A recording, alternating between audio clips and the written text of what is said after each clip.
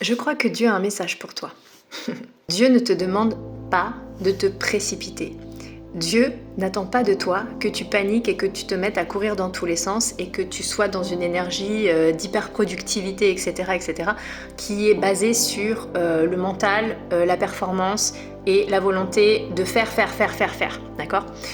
Dieu te dit, restez calme et sachez que je suis Dieu. Dieu te dit aussi, je combattrai vos combats pour vous.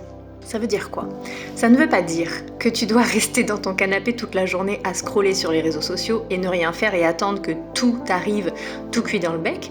Ça te demande une implication concrète, quotidienne, un engagement, mais pas basé sur une impulsion de peur ou de rapidité, tu vois, de se dire vite, il faut que je passe à l'action, vite, il faut que je fasse quelque chose, vite. Non. Dieu n'attend pas de toi que tu paniques et que tu sois dans la précipitation. Et Dieu est avec toi.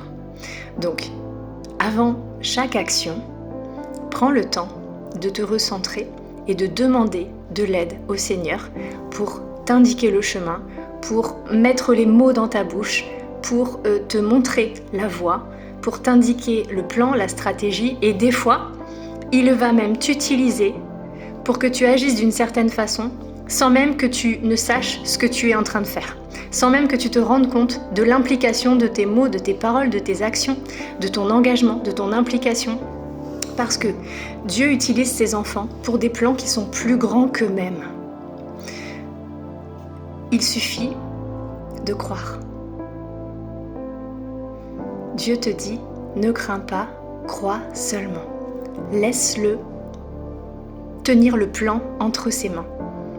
Et je sais, c'est déroutant d'avancer à tâtons et de ne pas savoir où est-ce que Dieu te mène, mais crois-moi, ce sera toujours mieux que ce que toi, tu peux imaginer tout seul. Dieu nous dit, vos voies ne sont pas mes voies, tu vois. Dieu te dit qu'il est au-dessus de toi, dans le sens où il voit ce que toi, tu ne vois pas. Imagine, toi, tu es dans un espèce de labyrinthe et tu cherches à aller à un certain endroit et par tes propres moyens, tu vas aller dans des impasses successivement.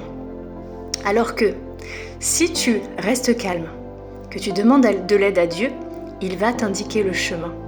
Et finalement, des fois, tu vas avoir l'impression que ça risque de te prendre plus de temps que de suivre le plan de Dieu et de te calmer et de te relaxer et d'agir dans la douceur et non dans la précipitation.